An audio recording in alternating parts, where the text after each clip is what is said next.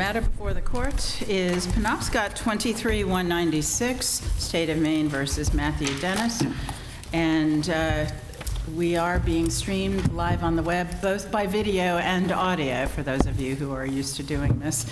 And hopefully moving into a new age one of these days. If counsel are ready to proceed, we'd start with introductions. Counsel for the appellants.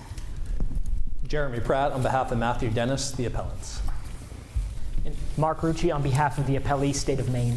Thank you. And Mr. Pratt, if you're ready to proceed, we'd be happy to hear your argument. Yes. Thank you and good afternoon. Less than one business day in advance of trial, the state provided... Let me stop you since you didn't protect any time whatsoever. I'm not going to, well, let's just not bother. Why does it matter? In other words, let's assume that it was inappropriate, that it should have been excluded, the test firing. Given the definition of firearm, given the testimony, does it matter? Isn't that harmless? No. The defense counsel put on the record, I think, at multiple points that it jumped off the page, the operability of the gun and whether or not it qualified under the definition of a firearm was going to be the primary issue at trial. Whether or not that would ultimately be a winning issue or not, I can't comment on and I do not know. But he identifies that as an issue early on and he said, but it's operable or readily capable of being made operable. And right from the beginning there was discussion about how it appeared it had been recently fired, that it had the bore butter and it was appeared in the condition of getting readied to be fired. I mean, why isn't that sufficient? His trial counsel thought it was not, and that was his primary trial strategy. He also comments that it was holstered in I think an 18th or 19th century holster, and that it was a black powdered firearm, and that he did not know whether it was operable or whether it could easily be made. Let me ask you another question. I mean, he had not only the charge of possession of firearm by a felon, but also the Class C VCR, which didn't require the firearm at all, right? Correct. So what, and they were concurrent sentences, so what difference does it make? Well, because one is an additional charge, and every charge on someone's criminal history is important to that individual. But I mean, you talked about in the brief, you know, the decision to have a trial and how you approach it and everything else. I guess I'm a little confused about what the defense was to the VCR. Well, I think the focus was certainly on the firearm, and that's certainly the focus on the brief and the argument. But going back to the previous point, the operability of the firearm, yes. There was a witness who said, yeah, I'm familiar with black powder weapons. This thing has the detonator, it has the black powder, it has the projectile, it has the bore butter. You know, this thing appeared to be fired earlier. This is an operable weapon. Well, I think the defense to that would be is that it appearing to be operable is not proof beyond a reasonable doubt, and that would be the argument that the defense counsel made. But the court could have made that inference from that witness's testimony. Oh, certainly. I mean, the court could have made that inference just by having the actual firearm in the courtroom. Can I take you to the issue of discovery violation? Yes. As you know, under Rule 16, the state must produce everything it has in its files. This didn't land in its files until very late in the game. And the court seems to stop short of finding a Rule 16 violation, but basically said, okay, yeah, this is important. So defense, you know, you can take some time, you can look at the video, whatever it was that came up, you know, a couple days ago. You can have somebody take a look at it, you can do a demonstration here. I'd like to get it done this week, but do whatever you have to do. Didn't that mitigate whatever had occurred at that point? No, for a variety of reasons. First, it's our belief that 16(1)G, which references expert reports, and that those need to be provided 2 weeks in advance of a dispo conference or at the time of arraignment, I don't think envisions that the state can wait to do expert reports until the eve of trial without running afoul of that rule. Is this really a problem with our rules where, although we have automatic discovery and the like, we really never do a scheduling order or anything that says, and this is your drop dead date by which you have to provide things like this or, you know, for that matter, the tests on drugs and all of those other things? No, I actually think the rules are pretty clear because it's a shall shall, it's not a may, and it says that these things shall be done with a clear timeline laid But it out. does With rule- all due respect, I'm sorry. Rule 16B5 has a bailout provision. It says continuing duty to disclose if additional material that would have been furnished comes under the possession outside the time frames that it otherwise provides, that they can simply go ahead and do it and inform council that this is taking place. I think that that is for things that were outside of the control of the state. They had the firearm for an entire year before they chose to test it and provide the report. But if I could just revert back and finish my answer to Justice Softly, I would. If I were Justice Softly, I'm sorry. I'm so sorry. It tells I've been doing this for a few years. I apologize. It's okay. Force of habit. It's actually not the first time that's happened. I apologize. I was going to say that I don't think it's an issue with a lack of a scheduling order. I think it's frankly an issue with a lack of the lower court justices willing to enforce the rules that are clearly written out in the rules of procedure, and that these discovery violations are commonplace, that they are continuing to happen, and they do so because there are no repercussions faced by the state. So let me ask you this. If, assuming, back to where I was, assuming it should have been excluded, period, I'm still left with how do we make that analysis on whether that's a harmless error or not? And part of what you raised in your brief is that it might have affected the strategy in terms of how you do this, et cetera. I mean, can we really recognize that on appeal, or are we really left with this is what the evidence was? And the evidence, there was frankly no contrary evidence, was there? No. So isn't that the problem? I mean, it'd be one thing if it was a matter of weighing, well, we had, another expert saying it wasn't operable, then that would really definitely make a difference. But there was no evidence that it wasn't operable. And I'm not saying you have the burden to, but it wasn't there. I think that this court should recognize that it is not harmless error when we're talking about strategy. Let me just give two examples. In this instance, a jury trial was waived. That is a clear, definitive trial strategy that was made based on the evidence that was provided in the time frame. Second, courts always say, not always, often say, when someone pleads guilty, that where you plead guilty and when you plead guilty is taken into consideration for acceptance of responsibility. Those who plead early and plead guilty early are given a greater acceptance of responsibility than those who plead on the eve of trial. So those choices are made based on the discovery that is provided. Mr. Dennis chose to go to trial based on the evidence that had been provided to him, and he made a conscious choice not to engage in plea negotiations, not to plead guilty, and to elect to have a bench trial. All of those decisions may have been done differently had he been provided this critical But how do we piece of evaluate evidence. the may have been done differently? That's the problem. I think it's pretty reasonable in this fact pattern that given the evidence of an operable firearm that had been tested, that Mr. Dennis more likely than not would have chosen a different path. Obviously, there's no certainty. I can't guarantee it. But that is the critical piece of evidence when the But defense... isn't that one of the things we have to deal with? If, like I say, assuming you win the first part of the argument that it should have been excluded, aren't we then left with the analysis of harmless or harmful error? Yes, and I think in this instance, the court should recognize that a trial strategy being impacted is a harmful error, given that the sentence can be increased based on if you go to trial, when you go to trial, how you go to trial. But this isn't discovery that came out of left field. I mean, it was his gun, and it looked like it had been fired. So he had some inkling, and so basically he's just laying in the weeds in the hopes that there won't be any expert testing. And is that really something that is protected under your strategy approach? Yes, because that's the critical thing that defense counsel does, which is look to see what the state's evidence is and make an evaluation on whether or not the state can prove it. Whether or not we know that the person is guilty. Luckily, I don't represent anyone who's guilty, but for those who do, they don't care whether the person's guilty. They don't care whether or not the person, hypothetically, Mr. Dennis comes to me and says, the firearm was fired the day before. The answer is, who cares?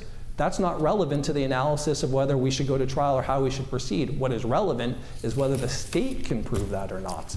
And in this instance, the state knew that they had an issue. They knew they had an issue about the operability of the gun because they chose to get it tested days before when they're like, oh my God, we might lose this trial because we didn't get this gun tested, because if they were Or it certain... could just be, let's put the final nail in the coffin. It could be, but if they were as confident, if it was as certain, if there was no possibility of harmless error, that they didn't need to test Can I that talk to you gun. about prejudice and the remedy that the court imposed here? The defense counsel, in moving this, asked for a sanction that either the evidence be not allowed or that the case be dismissed. If the prejudice is the fact that they made certain decisions based upon what they believed the state's evidence was going to be or not be, wouldn't the appropriate request for a remedy have been, we took this course based upon this assumption, the assumption has now been undercut, we ask that, he's asking for dismissal of the charges here, just throw them right out, just to get a mistrial, rewind to zero, have the options back on the table again. Wouldn't a mistrial have been a much more appropriate request rather than a dismissal? No, and the reason that I think a dismissal is from what I said earlier, that this is an epidemic. Late discovery, late disclosure, being provided after the deadlines outlined in the rules of procedure, being provided on the eve of trial, being provided at trial, it's epidemic. Are you accusing the state of bad faith? I'm accusing the state of not getting their ducks in a row and not having it organized from a top-down situation to get the discovery in order. And let me give an example of how that can be demonstrated in this case. In Mr. Dennis's case, he was prosecuted by the elected prosecutor in Penobscot County. He was the one who chose to have the gun tested days before trial and then provided less than one business day. That is the person in charge of that office making that decision. If that does not indicate that there's a top-down leadership problem with late provided discovery, I don't know whatever other evidence that a defense counsel can bring forward to this court to saying that there is a significant issue with it that is epidemic, and it will continue until courts start to dismiss cases with prejudice. So that's why I would say that it is not a sufficient remedy, given that the leader of that office chose to do that.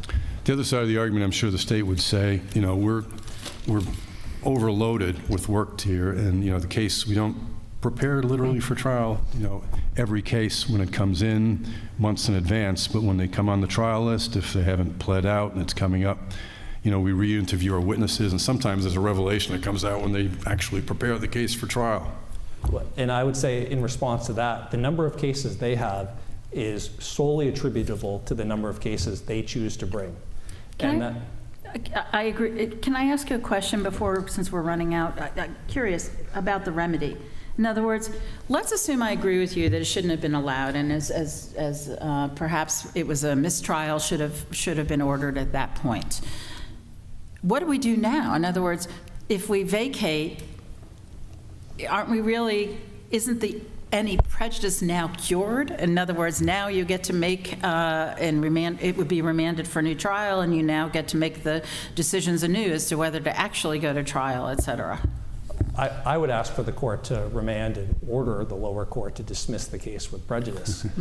Or, in the alternative, remand and say that this evidence cannot be used at a trial, and then reset the clock and allow him to choose to go to trial without that evidence, or negotiate, now knowing what the actual evidence will be, which he didn't have the first time when he chose to go to trial.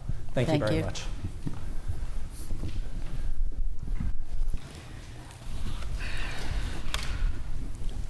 Madam Chief Justice, and may it please the members of the court, I start as I must by acknowledging that what was done here in terms of testing the firearm in question so close in time prior to the beginning of trial was not good practice. I acknowledge that, and I take responsibility for that. The question, however, is whether the test firing, which resulted in the creation and provision to defense of a report 4 days before trial, warrants reversal of the court's verdict because it was either a due process violation or a discovery violation. And I would submit to this court that the answer on both fronts is no.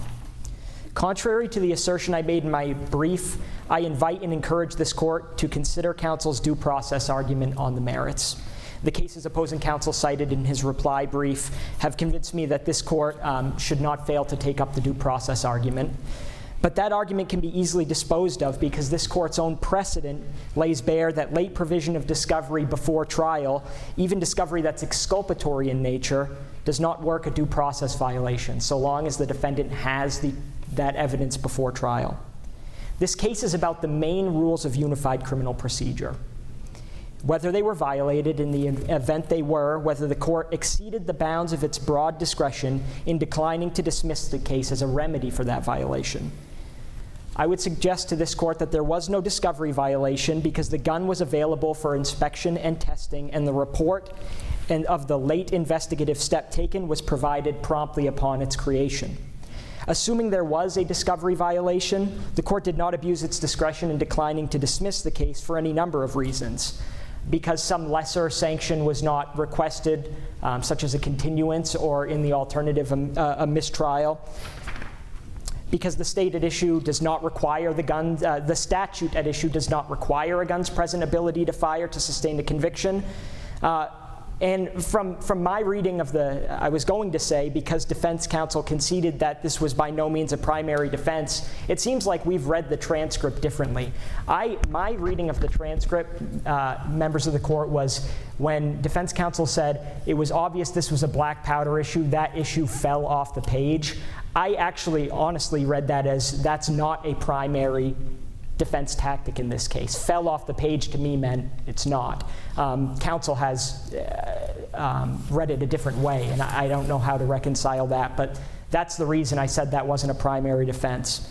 For all the reasons stated in the state's brief, there was no discovery violation. The trial court did not abuse its discretion, and the verdict should be affirmed, and I'd open the floor for questions. I want to make sure we're on the same page on the facts here. The testing took place on Wednesday. Report or the video was rendered on Friday, uploaded to share file. Did a notice go to defense counsel when that was uploaded and available? Unfortunately, there's nothing in the record on that point, Your Honor, but an email goes to whoever is designated by the attorneys. It's either the attorney or a staff person for the attorney. An email goes to them saying something's been uploaded to share file. And that was going to be my question. It's extrajudicial. It's not on the record here, but I know share file has a function that if you have a file shared with you, by default, if something is added, it fires off an email to you. Yes, okay. And I would note that I think it is fairly clear on the record that defense counsel wasn't saying that hadn't happened. He was just saying it was a long weekend and I didn't see it. Okay. And isn't that really a problem? I mean, here it's clear that, I know you've said 4 days, but what we're talking about is that it gets loaded on what essentially Friday afternoon of Memorial Day weekend with trial to begin Tuesday morning. Of course, yes. So it's essentially gets loaded in the afternoon with trial to begin the next day if we count business days, and lawyers are actually allowed to take time off. I'd be in a bad spot if we weren't, Your Honor, and I acknowledge that it is different than if it's Monday and then the trial's on Friday. Okay. Thursday. All right. And when I just as a side comment, when I heard that not a black powder issue, I thought that was an original contemplation as to whether black powder pistol was a firearm under state definition, since it's not under federal. I think the statute, I think the record's pretty unclear on what he was saying there. Yeah. I took it as the real issues for this trial that he really focused in on, and I think it's supported by the record, were whether he had possession of that weapon. That was the big issue. And then it turned into, once Justice Murray suggested that, well, she kind of threw him suggested another defense of whether the priors could be matched up and the bail bond could be matched up with the defendant. But I took those to be the primary issues at trial. This, to me, from my perspective, was one question on cross-examination and then argument that, hey, the state hasn't proven that the gun fires. And I would note this court's own precedent, State versus Millet from 1978, and I do acknowledge the statute read differently then, but it does talk about whether the state can sustain its burden of proving that a firearm's operable when there's just sort of an undeveloped argument from defense counsel that the state didn't prove that. And in that case, the law court said pretty unabashedly that the state could carry its burden in that case. You had referenced in your brief a distinction between exculpatory evidence withheld or inculpatory evidence and the difference between the two. And I'll ask you to expound on that. Obviously, if the state withholds exculpatory evidence, that's a big deal. But if it is evidence that simply strengthens the state's case, makes it stronger, more likely to have found guilty, should we make a distinction in our decision between those two types of evidence, inculpatory and exculpatory, and whether they should be measured and treated differently?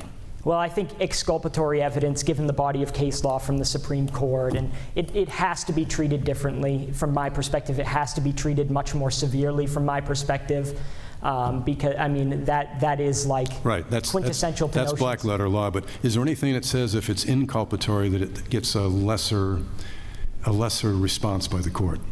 I do think that the nature of I think what the case law says is that the court has broad discretion based on all the circumstances attendant to the evidence at issue.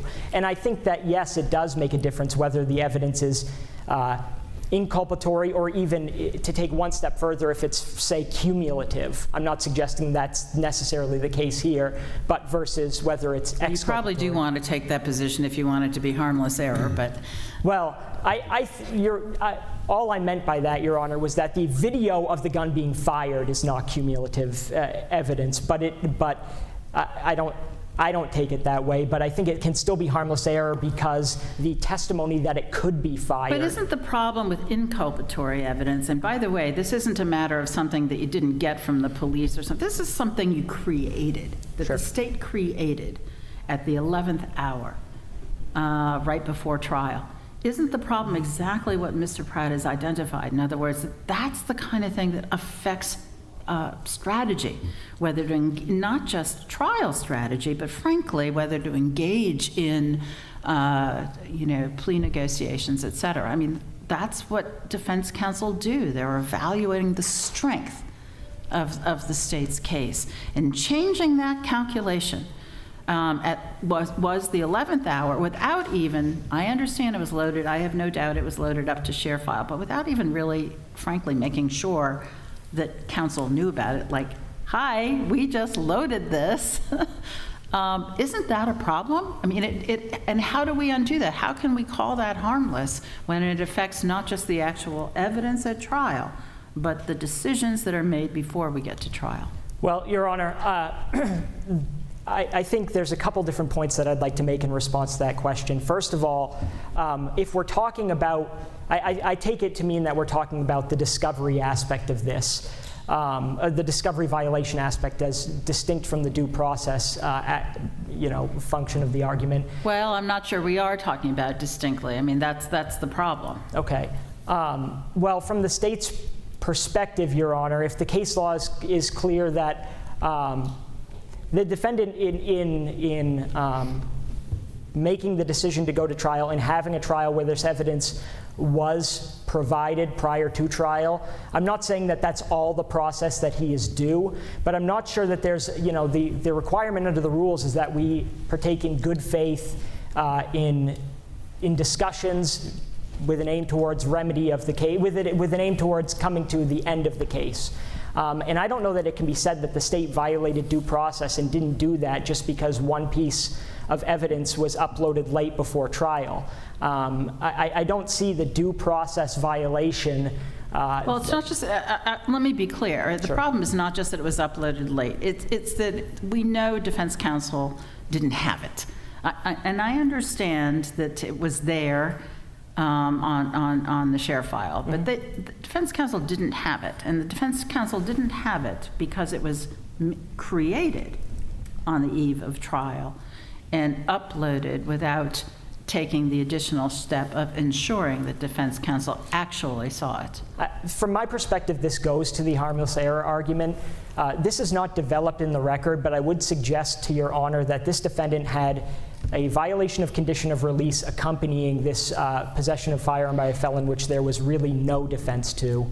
He had another violation of condition of release case where he was on jail phone calls speaking to the woman who was at issue in this case, and he had a domestic violence case that was pending. I think we could draw the inference that this defendant was going to trial, was going to have a trial. I don't know that it can be said. If it's speculative to say, I would suggest it's speculative at best to say he would have or could have handled the case differently had he known about this information. But even at trial, if it's lesser, if that evidence doesn't exist, and let's say the judge said, there really isn't evidence that it truly was operable at that point, even though he took 8 months on or was convicted of the VCR, isn't it potentially a factor that if it's not an operable firearm, that also can affect the sentence on the VCR? It could, Your Honor. It could also affect the state's decision to dismiss the other cases as it did pursuant to the sentencing. It could affect a lot of things. But I'm suggesting, Your Honor, that doesn't necessarily work a due process violation. I think that the court was became aware of this information, of the late provision of the firearm at the same time, when it was raised by defense counsel at trial, and worked a reasonable remedy of pausing the trial to allow for the gun to be... Isn't the problem here, it's not really a discovery violation, because the evidence didn't exist, and it was in fact provided 2 days later, but nonetheless loaded up in that sense under the usual view of the rules. That would be a compliance with the obligation. I mean, isn't the problem that it was essentially a late manufacturing or collecting of evidence that hadn't previously been supplied? Sure, we've sort of begged the question here, Your Honor. The state's position is that this is not a discovery violation. A fair reading of the rules, of Rule 16, to my mind, does not suggest that the state had any other duty other than to make the gun available for testing upon reasonable at a reasonable time upon reasonable request. Or if the state did its own testing to supply it. To supply it. And that's what the state decided to do at the 11th hour. Yes, but and potentially there should have been a scheduling order saying, discovery won't be provided past this date. That's a locked-in date. How is it okay to provide new evidence literally on the eve of trial and not even give a phone call to defense counsel to say, oh, by the way? That's why I concede it's not good practice, Your Honor. I don't have much else to say to you. The question is whether it's a discovery violation or a due process violation. So to put a fine point on this, what we're really talking about here today is you have to provide material that's in your files. You did that. There is an escape provision under subsection 5, which says if it's provided after these timelines, you have to give notice to the party that you're doing it, presumably so the defense can say, whoa, I just got this recently, it shouldn't go in there. But ShareFile does kick out an automatic notice that they didn't pick up, so they didn't have that opportunity to say, we didn't get this until late notice. We moved to do X, Y, and Z to front load it, so they'd know at that point. And that's where I think the judge has a broad discretion to fashion the remedy. Could the judge have said this is out? She could have. I would suggest that the decision to delay further proceedings was a reasonable one, given the circumstances that the court that The problem with that is it doesn't account for the arguments that Mr. Pratt is making, that it actually affects the decisions that are made before you get there and how you want to approach it. It doesn't necessarily account for that, but I don't know, from the state's perspective, there's no precedent stating that in and of itself works a due process violation, and I think it's respectfully doesn't speak to whether there was a discovery violation. Well, should we view this as that there is an element of bad faith here with the state sitting on this evidence for the better part of nearly a year before getting around to testing, putting the defendant at the disadvantage of not being able to craft their trial strategy? I certainly would not concede that this was bad faith. I think it was, as I think Justice Meade stated earlier, I think that it was